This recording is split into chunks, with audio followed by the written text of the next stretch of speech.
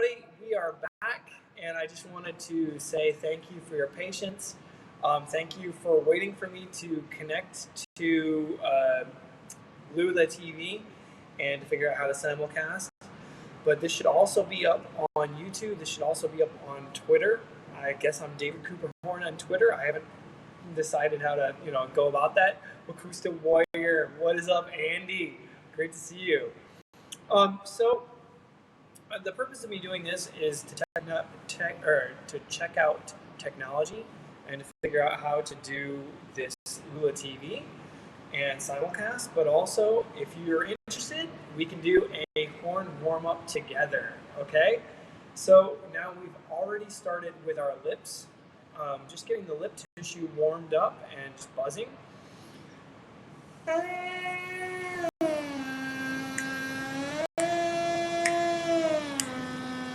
About that tempo, and we just do fourths down and back, down and back. And this is really important to get this part of my lip warmed up and actually kind of vibrating. So I do that before anything else. And it also kind of gets my air going through the lips and makes sure that I'm focusing on the vibration of my lip. So two things, air vibrating the lip and then also the lip itself vibrating. So I do that without the horn and without the mouthpiece, and then I go into the mouthpiece and I do the same thing, fourths descending chromatically.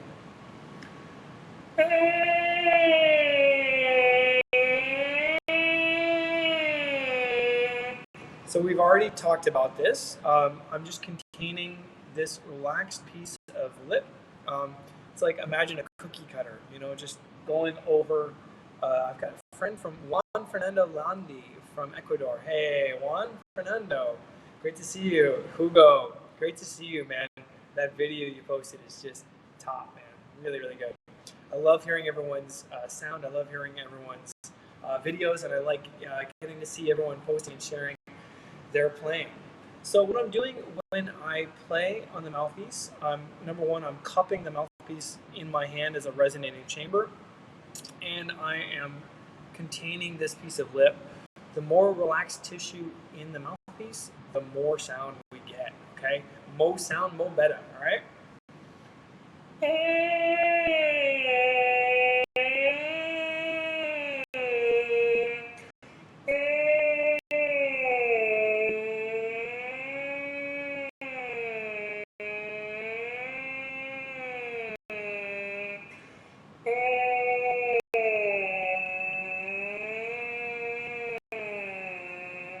And so we're going through chromatics with our mouthpiece. Considering most of you were on when I did this earlier, we are going to move to the horn. And we're going to do this together. 1, 2, 3, about that tempo. This is probably about 72 for the quarter note.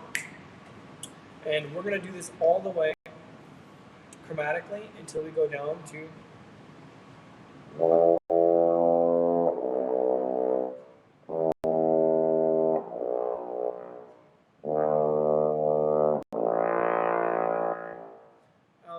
try not to breathe in between every one of those. I was just kind of to demonstrate what I wanted from you guys. So I'm going to breathe probably every 4 groupings of fourths. Ready? 1, 2.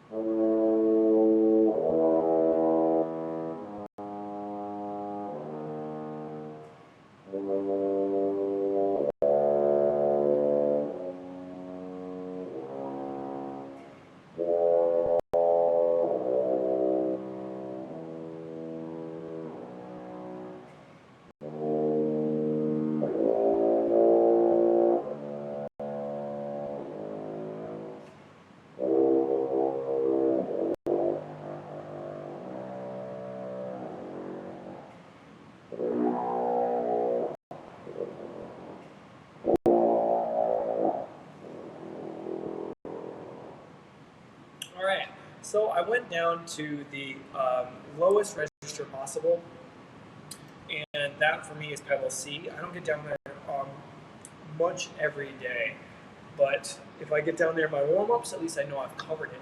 You know, playing first horn, we don't really play much below the staff. So every day in my warm-up, I make sure that I'm playing below the staff just to get a really nice sound and get things moving and get the air going down there. Just want to say hi to Andrea Bonaldo, and Andrea is a good friend of mine from Friuli, Italy, and he did the arrangement of No Woman, No Cry that I'm going to post here soon. So can't wait to share that with you guys. Okay, next thing we do, pitch bends. So we start on a G, first line, second line G, excuse me. That would be horn So, or concert Do, right? Hey, Gay Horn, great to see you. Argus, great to see you. Kaz, great to see you. Okay.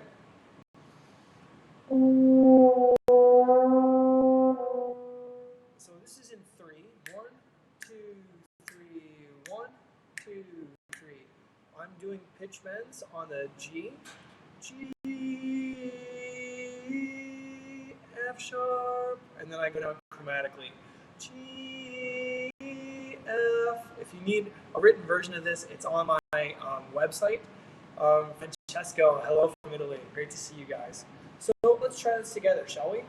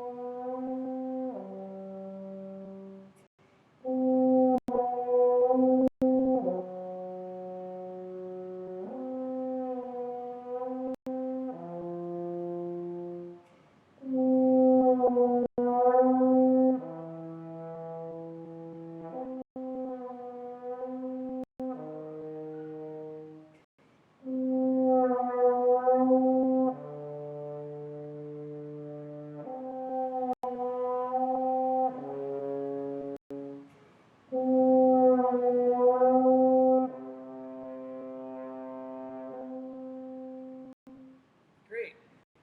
Sometimes I like to add the slur, the octave slur at the end, just to make sure that I keep that beautiful sound in the low register up to the beautiful sound in the high register, the octave up. Okay, so does anyone have any questions so far on what we're doing or how we're doing it?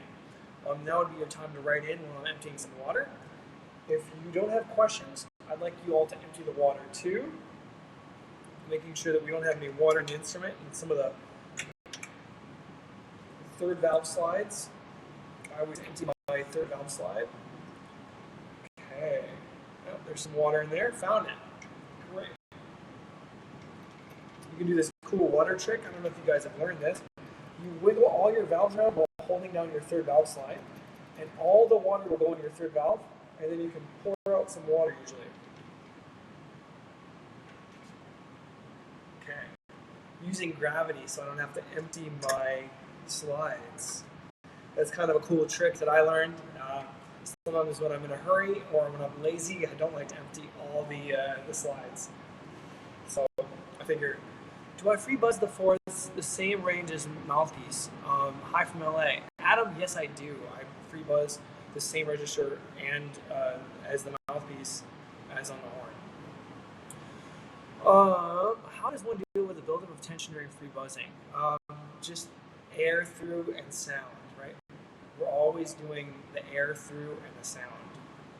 Okay, so now we're going to do our pitch bends starting on E. And remember to sing in your head. Tempo, 1, 2, 3, 1.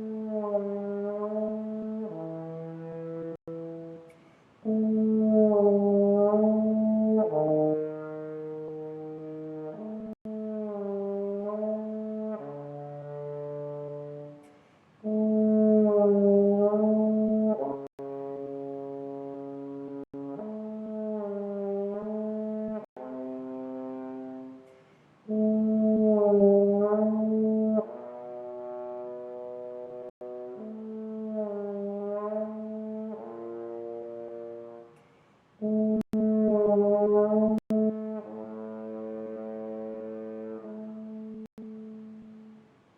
let's go down to middle C. How's everyone feeling so far? Good? Yeah? Excellent. Thanks for joining me on this warm-up. It's really nice to have company. You guys are the best. Honestly, it really makes me feel, just connected to all you horn players. It makes me feel really like part of the community. I know we can't be around each other right now, but this is a really nice opportunity to like connect with you guys and to get to do some warm-ups. Hey, from Norway, how are you doing? Great to see you again. I hope to see you tomorrow on the chat with Dale. It's going to be really fun. It's 10 a.m. Central Standard Time. Okay, let's keep going. Oh, hey to Nate Udell, by the way, who's the guy that helped me write out these warm-ups.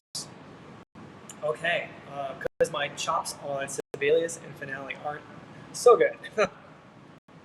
Okay, let's see. Middle C, 1, 2.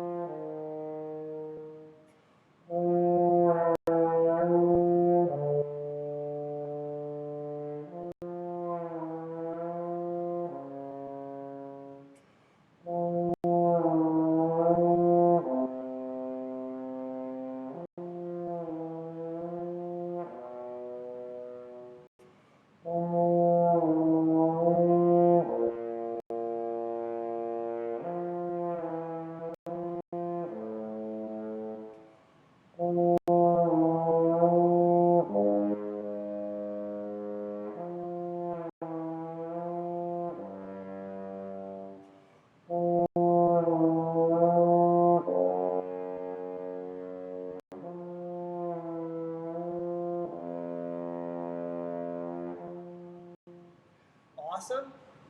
Hey to Carolina from Hamburg. Great to see you. Hey, David. Excellent. Wonderful. I'm glad that young Veabelik, Veabel Vik will be on the chat tomorrow. Looking forward to seeing you all with Dale. Okay, now we go to our last one. This is pedal G. Remember, watch my chest capacity as I'm breathing, right? I'm not trying to just take in as much as I need. I'm trying to fill up my entire lungs.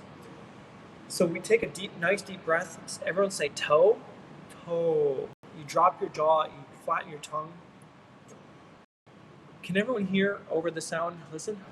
You can see my chest, my throat, everything open up.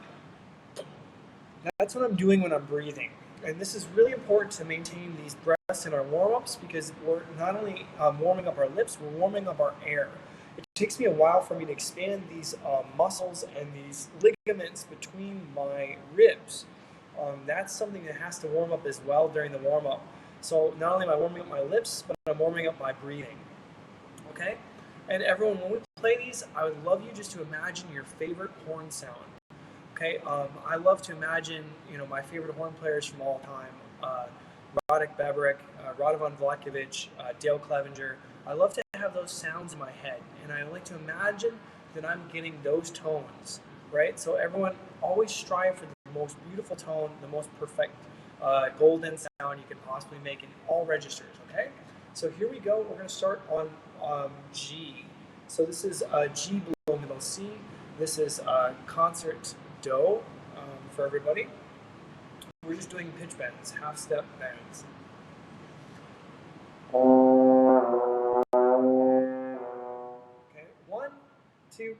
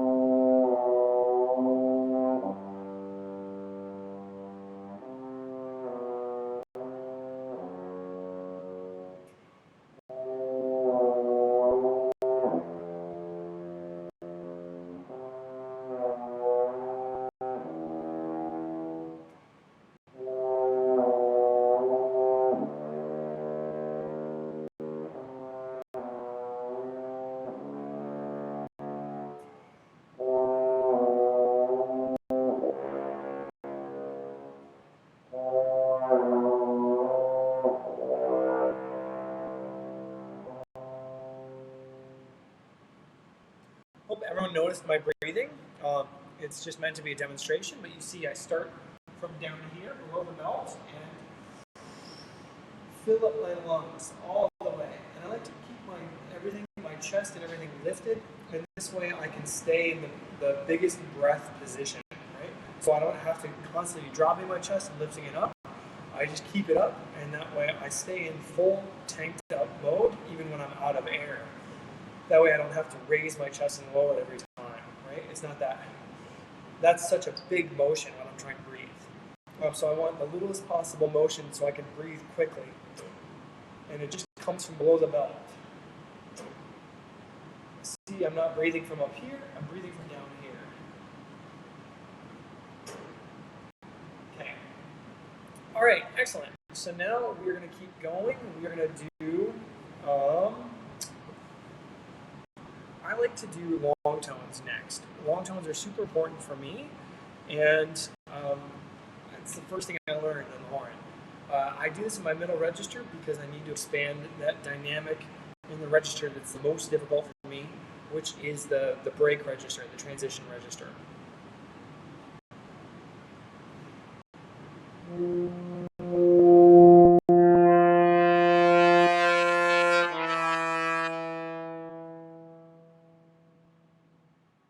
So you can hear I'm going from the softest possible dynamic to the loudest possible dynamic back to the softest. And what's hard is making control and also making a crescendo without a push like this, but a push like this. You know, we want this nice full crescendo that's not like sharp. We want it to be full like a hug. Okay? So everybody, let's start. We're going to do this in 4.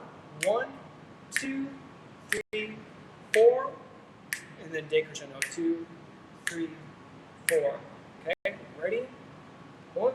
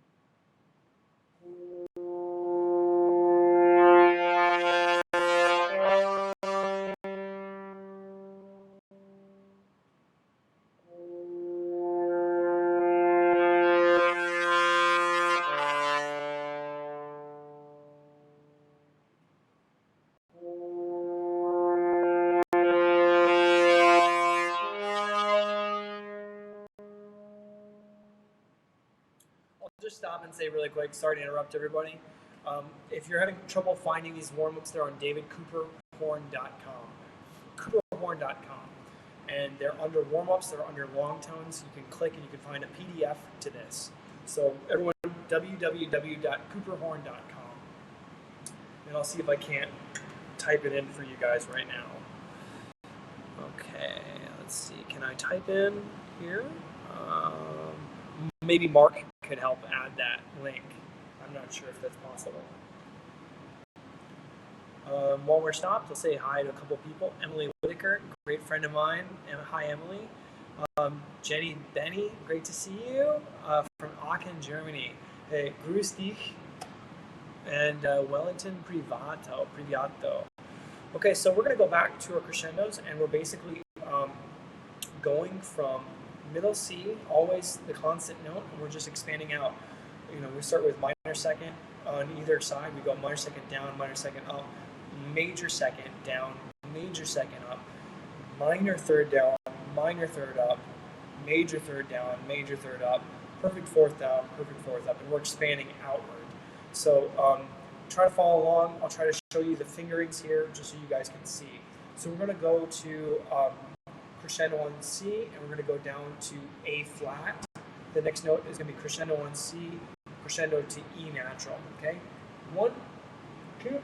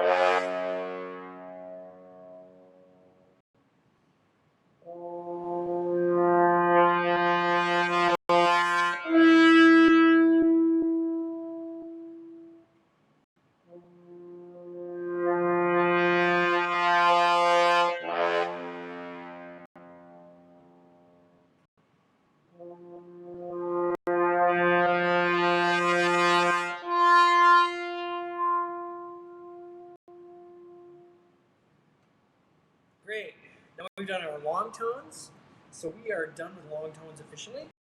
And the last thing I like to do before I'm ready to move on to my practicing is I go through a little bit of path exercises, which is what Bill Vermeulen talks about. Now, path is really important for me because it keeps my air connected between the notes, not me lipping things between notes. So when I bend a note, it becomes the next note. Everyone's done this on accident, I'm sure, and we always do this when we're doing lip trills.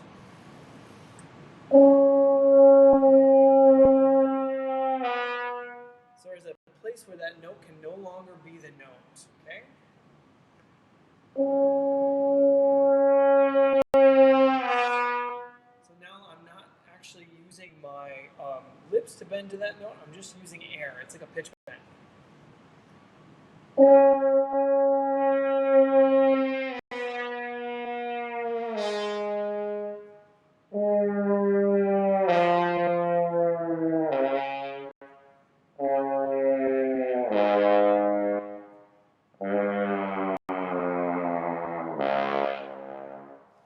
everyone can hear that slap into the next note. That means I'm truly in the center of the note, and it means that the lips aren't working to get that note. It's the note is in the center with the air behind it. Okay, so now we can move upward from that low pedal A flat.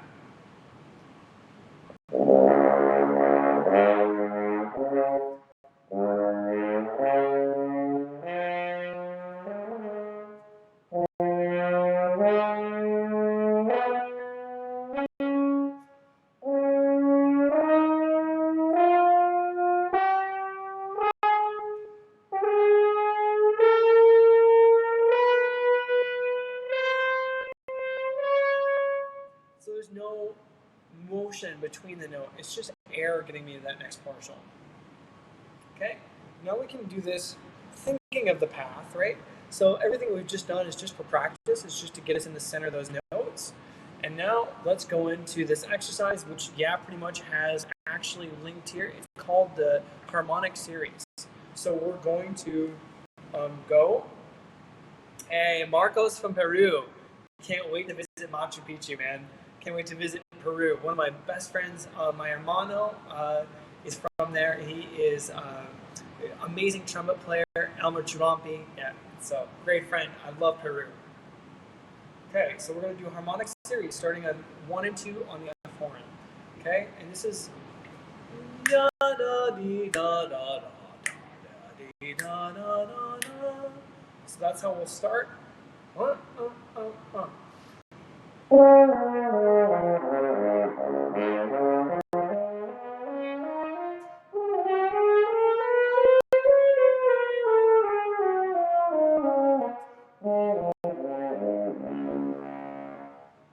let's start again on A flat. Do every exercise twice. One,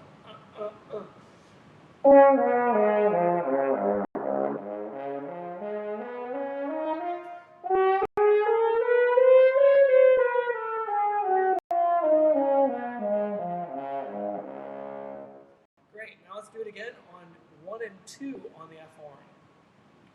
1, 2, 3.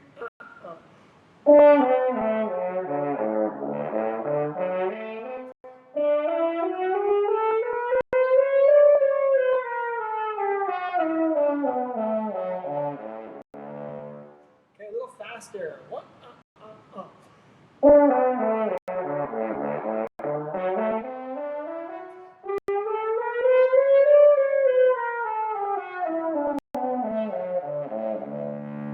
Great. Let's do first valve. 1, 2, 3, 4, 5.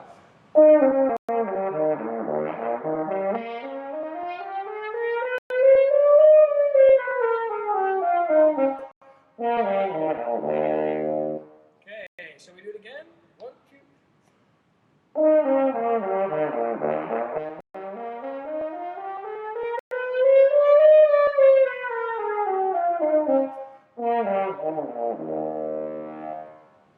Now let's do second valve. 1, 2, 3.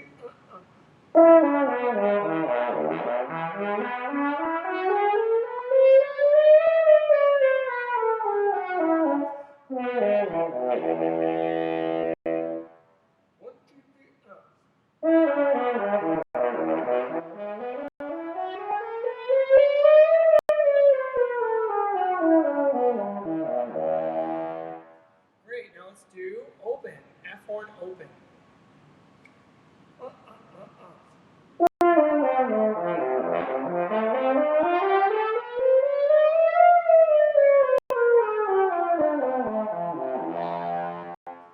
One, two.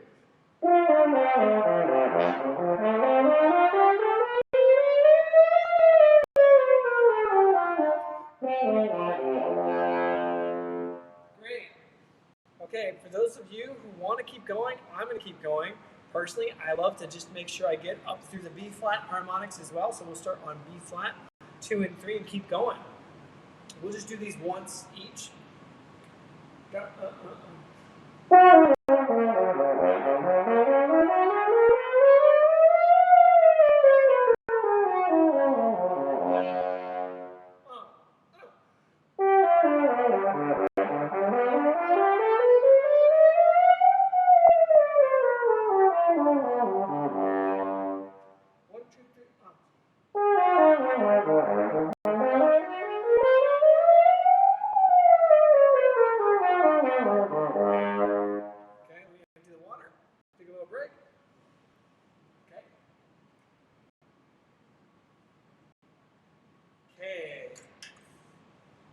Second valve on the B flat horn.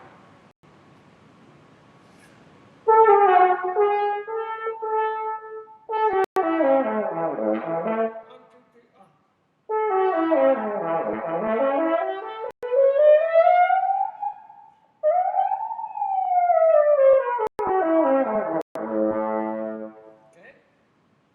Let's see if we can get up to an F today.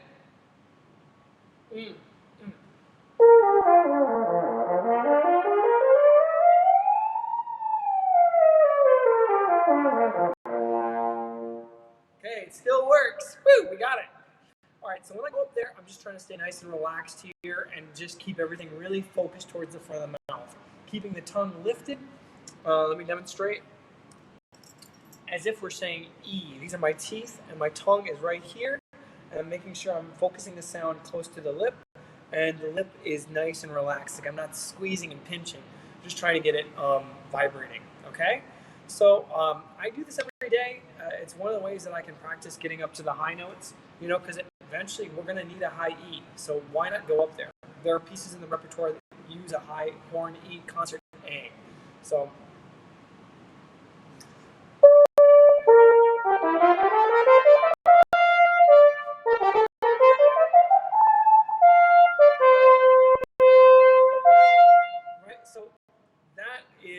the concert strook, and we have to practice it every day.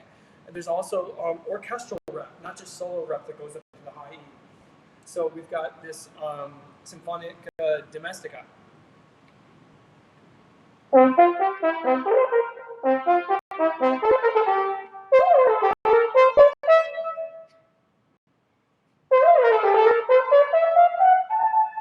Right, so it goes up to the high E.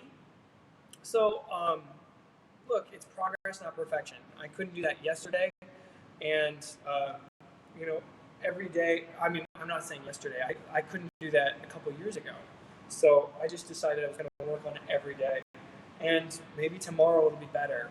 But every day I have to at least touch on those things that are not perfect. That's why I warm up in the middle register. That's like a register that I really need a lot of work on myself, and then also for the high notes, I really make sure that I'm going up for those high E's just to keep me engaged, keep my lip in the game. I want to thank you guys for joining me on this warm-up, and tomorrow I'm hoping I see all of you on this chat with Dale Clevenger. He's one of the most inspirational people I know. Man, just like talk about guys who've done everything, right? Like worked with Schulte, worked with Giulini, worked with Bernstein, worked with Stokowski, knows all the great horn players, and made over 1,000 recordings, and it's kind of the benchmark for the Mahler and the Brahms, the Bruckner symphonies. So for me, it's really important. Strauss, of course. If you can join me on Dale Clevenger's live chat. If you want, we've got about 5 minutes for questions right now. So let's go ahead, and if you have a question, I'm happy to answer it. Or if someone wants to play an excerpt for me, I'm happy to work with them on that now. Do we have any questions? One question I saw back here was, what mouthpiece am I playing? So this is an old Farkas model. I don't know if you can see it. It says Farkas, who is the former principal horn of the Chicago Symphony. So for me, it just was the first mouthpiece I played. My grandma had one in her box of mouthpieces. My grandma was a horn player, and she polished it up. She gave it to me. It's not great for the high register. It's not great for the low register. It's like beginner mouthpiece. It's like middle of the road, and it's like perfect because it's not great in one thing, but it's not terrible in another. Like there's some mouthpieces that are really great for low playing, and I find that my high register gets really tired after a little bit. I've got mouthpieces that are great for the high register, and then my low register, it sounds really tight and thin. So I wanted something that was right smack down the middle, and it's comfortable. It's got a great sound, so I have been playing it, for a long time. How do you beef up your sound in the high register? I can hit the notes, but they sound squeaky. So BKT sandwich, we want more air in the sound, right? So it's this balance of lip squeezing, like we're saying M, and it's also a balance of air, and it's a balance of your tongue arch saying E. And you have to keep the airspeed up and know how to relax the lips and keep the airspeed going. So it took me a long time to get the sound beefed up. It's a lot of trial and error, personally, and I have to keep the airspeed moving, and I really have to practice up there constantly. So I think the more I played up there, the more I developed the skills to be efficient, and the more I developed the skills to do that and the endurance. So how do I release and prevent from becoming tense in the high register? So John, again, it's like relying on the air and larger muscles as opposed to John Degnan. These are, it's really important for me to rely on the larger muscles, not the small muscles. So there are three muscles we use to play the horn. There are these small muscles here, inside the mouthpiece. There are the muscles here, the corners, right? And then there's also this larger set of muscles, like the airstream muscles, right? And we want to rely mostly on the air, secondly on the corners, and lastly, the least on the lip. So if we could figure out a way to stay relaxed here in the middle, and just say M, and keep the tongue arched as if we're saying E, so that will increase the speed of air, which will also increase the speed of vibration in your lip. More vibration and a faster speed is high notes. So that is how I work on my high register and staying relaxed. Also, you can do some extracurricular activities. You can do Feldenkrais, you can do Pilates, you can do swimming, you can do Alexander technique. Feldenkrais is one of my favorites, and I would love to talk more about this. There are lots of videos on YouTube about Feldenkrais, but Feldenkrais is something that has helped me a ton.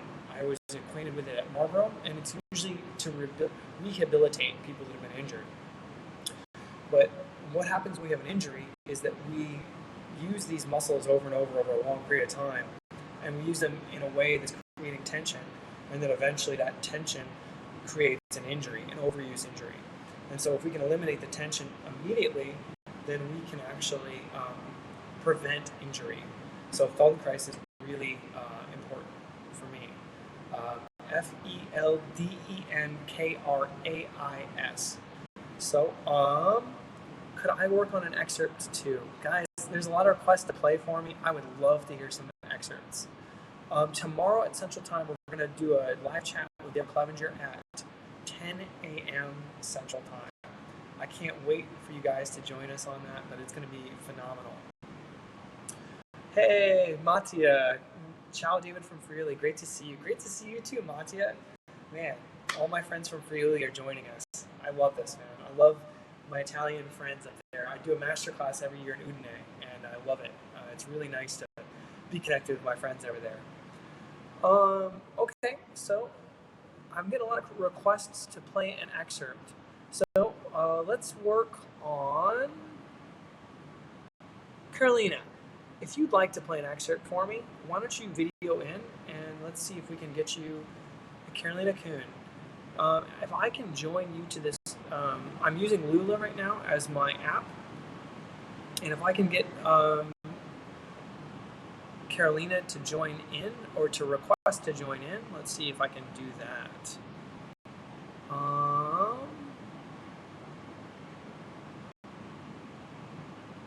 So this is not necessarily allowing me to join Carolina. Let's see if I can join Carolina. I'd love to hear Carolina work on an excerpt with me. Guys, I don't know this technology so well. So if you want, we can, I'll end this on, yeah, right now, Carolina. See if you can you try to video in and do a excerpt? In the meantime,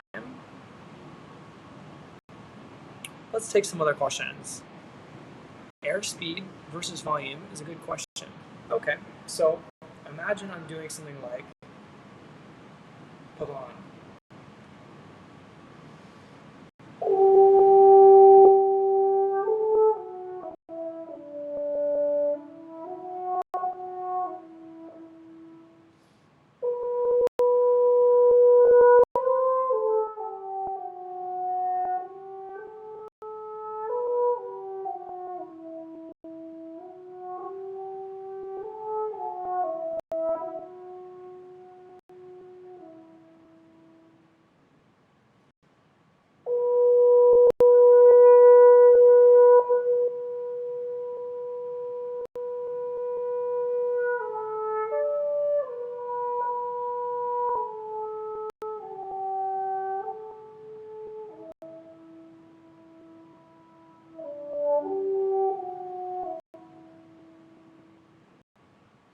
So Pavon is a perfect example of soft playing with intense, fast air. So for me, I have my aperture pretty closed. I'm pretty puckered, as if I'm whistling. So let's not take any video calls right now, just because I think this technology isn't allowing me necessarily to take people joining in on the call. I'm not familiar with Lula, and let's see, yeah, I don't know how to do that, guys. So we scroll to the top of the comments and you can request to be in live videos. Let's see if I can scroll to the top of the live comments here.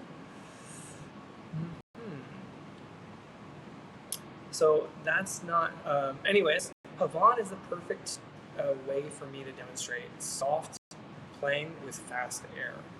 So I have a tiny little aperture as if I'm whistling.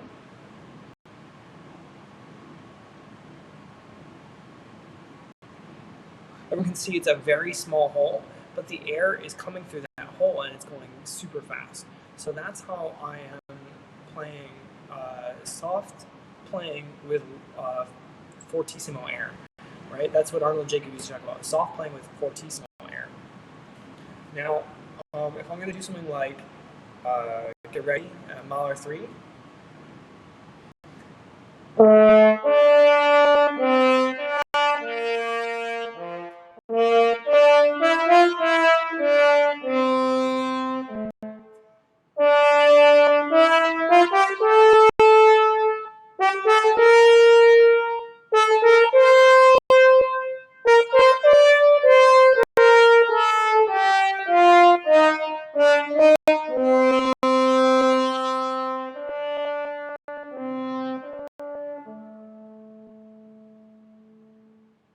So Mahler 3, if you all notice, I'm containing my lip. First and foremost, I have to have relaxed tissue in the mouthpiece to make a loud sound. Now, for me to play that excerpt at that dynamic, I also have to be able to get air through the mouthpiece. So I am really using a lot of air. I wouldn't say it's necessarily faster than the airstream for Pavon. So they're both fast airstreams. It's just a loud dynamic. So my aperture is wide. So in the mouthpiece, you'll see that I actually have a larger opening in the mouthpiece. If you could see me buzzing with a visualizer. But you can see my jaw is open and my lip. It'd be like doing a whoa. That's how I get that sound to go from soft to loud.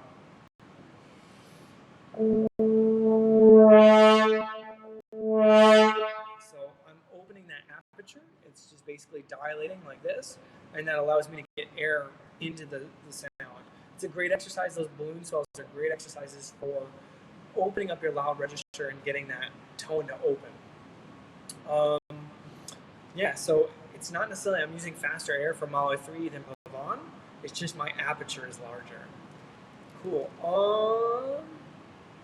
Why don't I stream on YouTube? I think it's going to be a better way than Instagram.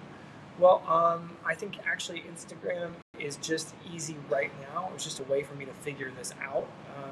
I wanted to do something and I wanted to do it immediately. I think eventually moving forward, I do want to move to YouTube. And I think YouTube's a better, an actual better platform for me. But that's why I'm trying Lula TV, and hopefully I'm simulcasting on YouTube right now. I don't know if anyone follows me on YouTube, but if they wouldn't mind checking to make sure that I am streaming on YouTube right now, that would be awesome. Okay. One last question, and then I'll let you guys go on your day, and I'm going to go on to practice. Thank you, Mark Jansen, for all your help. I couldn't do it without you. Mark's kind of my partner in crime in this. He's really instrumental in helping me get all the technology up and running. Okay, let's see. I'm having a hard time accessing all the comments here. Great answer. Do I ever practice anything from Caruso? Well, my routine is basically the Caruso routine. That's what I did. It was handed down to me from a student of a student of a student of Caruso. So is it Caruso? Not necessarily. It's like a game of telephone. Every time you transfer that information, it gets more personalized to the person who it's transferred to. And then I tailor it to my needs like a suit. Okay, how to achieve healthy, full sound on fortissimo playing? I feel my sound in fortissimo dynamics sometimes has some muscles. Okay, so again, it's like keeping our chest nice and lifted, keeping the tension out of our chest. Work from below the rib cage, but keep the chest nice and lifted, just like a singer. Keeping our neck nice and loose, so we want to be able to say yes, that releases the tension from our neck. We want the tissue inside the mouthpiece to be nice and relaxed while we're playing, and we also want to rely on air as opposed to gripping with a mouthpiece. So let's just go back to posture. Posture is a way for me to get the tension out of my sound. And another thing that I do to keep the tension out of my sound, long tones. Seriously, I do those every day. You can find those on my website on cooperhorn.com, and you can actually find a list of my exercises I do every day to help me develop a larger range of dynamics and to work on all my middle register stuff. Also work on my high register. These are exercises that develop consistency for me. Doing the same thing every day develops consistency because every day I'm different, but the exercise is going to be the same and the horn's going to be the same. Do you think that you would be able to discuss any tips you have for sounding loud and high? Maybe long call. Okay, sure. Dinosaur 0821.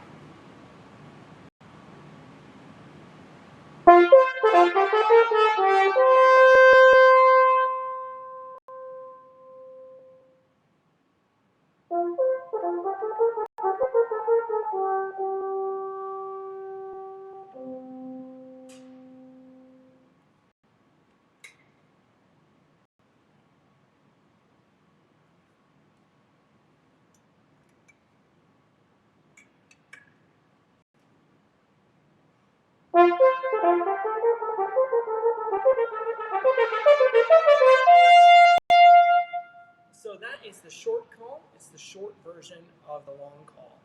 So for me, I can demonstrate exactly what I need to in a shorter version, and I'm not actually sure if I have the entire long call memorized.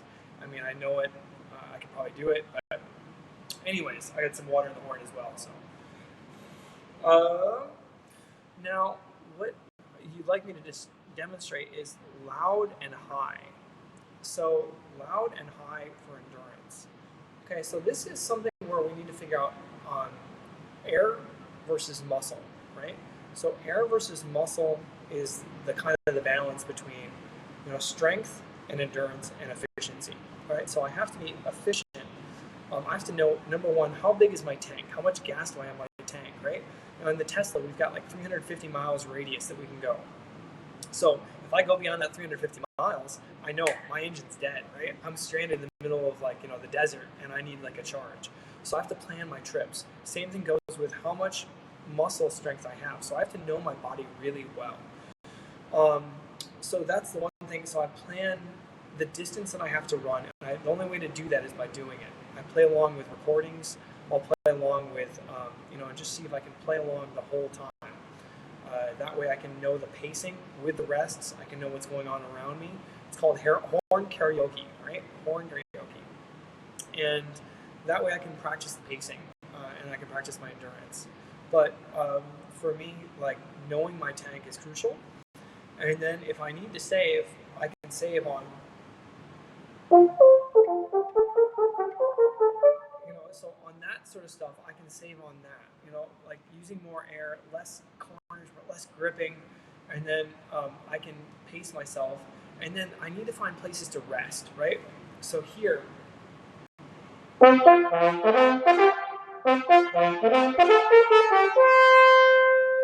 so in that stuff, I can actually rely on air, no lip strength at all, right? So if you could hear, I'm also doing that with, I can do it with puffed up cheeks. Right, so granted, I'm not gonna, that's how I demonstrate. I don't need any strength in my corners. I'm just simply relying on pushing in and letting the mouthpiece contain the muscle and the tissue. And that's my place where I rest while I'm playing. And that's a really important way for us to get through pieces like Adagio and Allegro. It's an important way for me to get through pieces like the long call, right? So rest while playing. And then while I'm resting, right?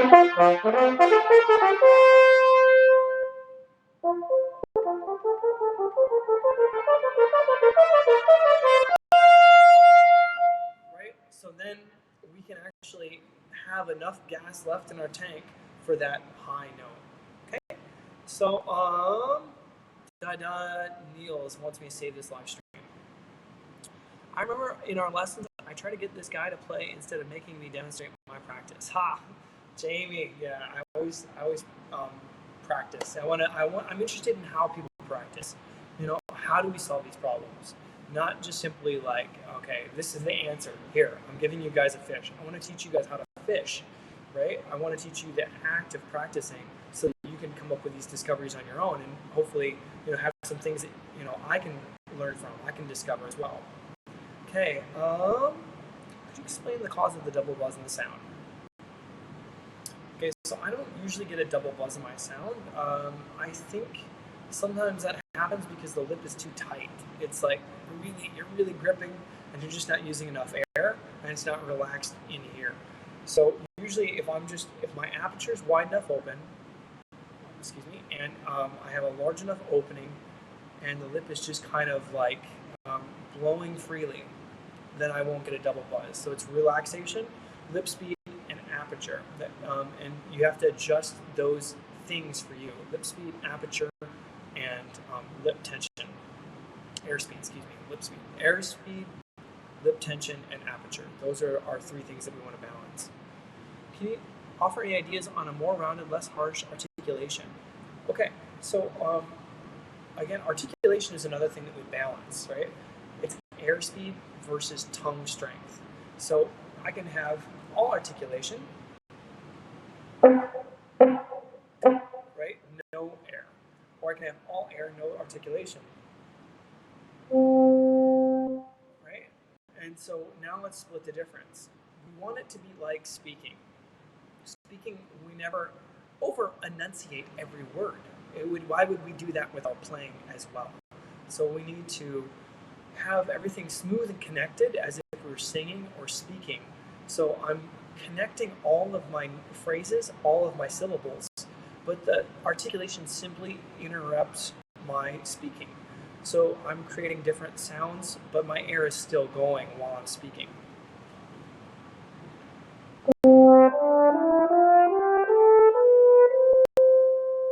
So now I'm doing the articulation or a do articulation. Sometimes for a specific character, I will use a more pointed articulation, but think of like,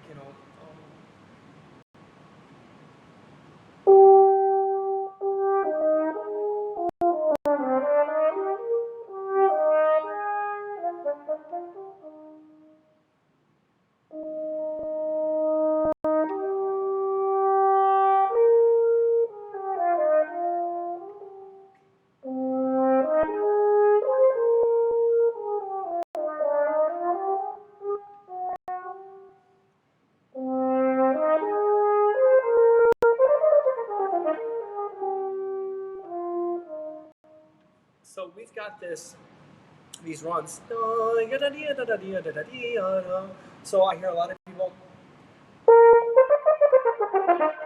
And that's a little bit beside the point because we wouldn't sing like that. La, la, la, la, la, la, la, la, la, la. So think of la. And that would be the syllable that I would love for you to use on your articulations. Now, it changes for rooms, right? Chicago Symphony Hall is pretty dead, so we need a really good, clear front to the note to bring that sound immediately to the listener. And then if I'm doing something that is, I want staccato and loud, I'll do long notes with a clear front to every articulation. That clear front will be the end of the next note. So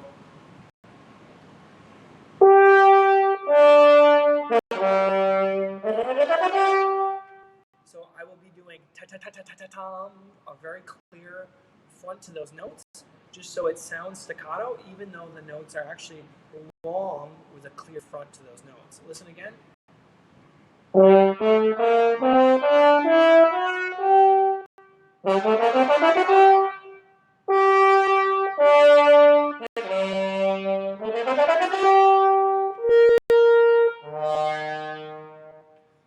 So now we've got some different articulations because variations and options are good, right? So we want those variations, we want those options all the time. Okay, let's keep moving. Any exercises for flexibility? Okay, I can answer this really quickly right now. What's the highest note that you're able to produce right now? D's.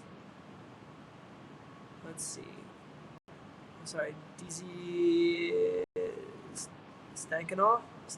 Stankoff. Sorry. So the highest note I can produce is probably a G above high C. Tankov. D Stankoff. 7. Hey, there's my cousin Will May. Dude, it's so good to see you, buddy. Miss you. Thinking of you right now in this time of stay at home. It's great to see family here, man. Really, really great to see family. Okay. And let's do I have a daily practice journal? That is a question for daily practice journals are really good for charting our discoveries. Sometimes we don't.